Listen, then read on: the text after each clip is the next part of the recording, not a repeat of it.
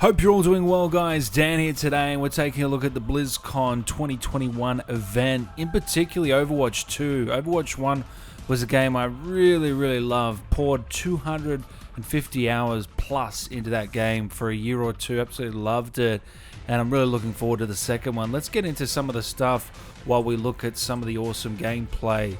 And they've really refined everything about it, and they're pushing it to the next level. I can't wait. It's not coming out this year. That's a bummer. I did want it to come out this year. It looks like it's going to be out next year, but they are going to be updating us every few months to keep that hype going. Maybe some new heroes, some new updates. But everything they're doing, we're on the right track. So plenty of new characters, the story and the lore, which is something I can't wait to explore, especially that campaign mode. And I'm just impressed from what I saw. So let's get into some of the stuff we saw. First up, we got some new maps. We got Rome and New York. They were shown off. New York's always going to be a great setting, as is Rome.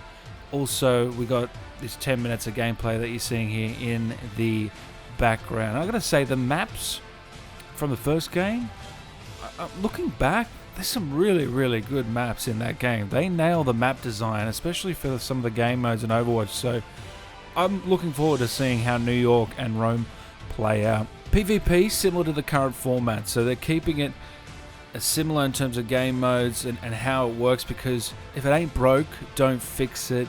They're tweaking things in terms of that core mechanic, that core gameplay loop. But they are experimenting with passive background abilities that can affect a class of characters. They're playing around with that. They're fiddling around with the tank character, seeing how the tanks can work better in close encounters, because sometimes they just get obliterated. The melee's being updated, the weapon sounds. They're going to every little asset, every little bit of this game and improving it, which is always great to see. They've got a new map type called Push. It's a new symmetrical map that will launch with Overwatch 2. Teams battle to take control of a robot that begins in a central location and then push it towards that enemy base. Either team may take control of the robot at any time. The team that pushes that robot furthest will win. So that's that new mode. Their modes are always fun. I'll give them that as well. It's Overwatch might be Blizzard's best game in my opinion. Who knows? World of Warcraft fans might hate me for saying that. We've got some new faces as well. They'll be adding plenty of new heroes to the roster. I think there's 33, around 30 heroes at the moment. They're going to push that to 40 plus from what I've heard, and they're shaking up that competitive scene because the meta at the moment has been the same for a little while now from what I know. So this will create new strategies and create a good resurgence for that competitive scene with all these new heroes. And I tell you what, I actually stopped playing, I want to say shortly after Doomfist, so whenever that was, and then came back again. But some of these DLC characters, I got no idea who they are, so it's great to come back now playing Overwatch, the original now, and just going through those new characters and testing out how they work leading into this next game. But I tell you what, I'm pumped for the next game, if you can't tell already. The campaign, though, the campaign is something. Would I say I'm more pumped than the multiplayer? Maybe. I really love the lore in this game and the characters they've created. I think they've nailed it. Every single character, I want to know their backstory. I want to know everything about them. And those shorts that they did were unreal. I remember the Bastion short. You can look it up on YouTube. The cinematic sort of short film. Unbelievable, those short films that they do. Just incredible Pixar quality stuff. So. And they've said that every mission will have a cinematic intro and outro. And you'll be able to play as any of the heroes from that mission. So let's say there's Winston, Reaper, and Widowmaker. I'm just throwing out 3 names. Well, you can play as any one of those 3 in that mission. It's up to you. So they're giving a bit of freedom of choice, which is great. You know, some games will make you play as one character to try and get your skills up. I like this. I like this way of doing it. Just let the player explore. And like I said, I can't wait to dive into this story and see how it all unfolds. They showed a glimpse of the India map, which is a part of the campaign. And obviously the members of the Overwatch, they're banding together like the Avengers to defeat an uprising. It's not so much about being the bad guy. For me, it's about the backstory of these characters and learning more about them. That's what I want to see. Because I change favorites each and every day. One day my favorite's Reaper, the next it's, Winston, the next day it's catch me on a different day and it's a different person. So they're also going to have hero progression for PvE. And there's big updates in this from what we saw last time. So you can change the build of each character. There'll be new abilities that come with that progression as well. And, that just dives into the hero missions. So there'll be co-op missions, PvP mode, high replay value. Love replayability in games. They're going to add it here as well. You've already got the infinitely fun multiplayer, the campaign, and they got the hero missions, this co-op style stuff. It's up to you and your friends to stop the Null Sector, the elite forces of Talon and other enemies of Overwatch from carrying out their plans. Each faction features a unique mix of units with their own strategies and strengths. You have to adapt each and every time. So they're apparently going to have 100 plus missions, and they're going to keep expanding and creating new stuff for us to play there. So plenty of content in that aspect as well. Apparently light story elements as well. I don't know what that means. Maybe some dialogue, because obviously no cutscenes. How that'll play in, maybe it's text-based, I don't know, we'll find out. But there's also dynamic weather systems, rain, sandstorms. So I'm going through the list of stuff here, guys, and it's just a lot of updates.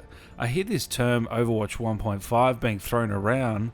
I understand it to a degree, but I've got to say, this is a fully fledged sequel. You got the campaign, these co-op missions, what they're trying to do, and they're not rushing it out the door. They don't want to come out this year. They want to make sure they polish this thing and make the best game they can. The first one came out in 2016, so it's going to be at least 5 years. So that's a very big chunk of time to be able to update and improve the game. As we said, there's more heroes. They showed off a couple of the new looks, McCree, Reaper, Pharah, and Widowmaker. They all look great. Love the aesthetic. They nail character design in this game. You can't deny that. I mean, I don't collect pop vinyls, but the Overwatch pop vinyls look sick, and that is something you could get me into. I don't know. It's just the character design is great. So we also saw the new hero as well, Sojourn. So that was cool to see, and just plenty of stuff. So guys, please let me know down below, what did you think of Overwatch and the presentation at BlizzCon? Be honest. What did you think down below? Let me know. I thought it was pretty good. I got to be honest with you. I got what I wanted out of it. I wanted that update. I wanted to see a new hero. Everything they kind of ticked the boxes for me. I didn't have my hopes too high, and I didn't believe the game was coming this year anyway. So, but that's not all BlizzCon had, guys. They had plenty of other stuff. So let me just quickly run down a couple of other things that happened at BlizzCon. You got the Blizzard Arcade Collection, which is out right now as I'm talking. It's got Lost Vikings, Rock and Roll Racing, and Blackthorn for the modern platforms, PC, PS4, and Xbox One, Switch. So you can get that right now if you're a fan of any of those old school games. Get on that. That was pretty cool to see. I sort of love when these things go, and it's out now. It's you see it more and more, but it always brings a level of hype. Diablo 4 is on the way. That had a new trailer. I know a lot of people love that franchise. I haven't played a single Diablo before, so I'm looking forward to diving in to maybe even that remaster. So they also announced the remastering of 2, which is coming out this year for PC, consoles, Switch, PS4, PS5, Series X, everywhere, and it'll include cross-progression between console and PC as well, just to nail that. And we love remasters. That's being done by the guys, I believe, who did Crash Bandicoot Remaster and Tony Hawk. So they know what they're doing. I was a big fan of the Tony Hawk remaster that came out last year. So I've got faith that they could do this justice, personally. Let me know what you guys, Diablo fans down below, think. We also had the WoW Classic Burning Crusade. I'm not a WoW player, as I said before.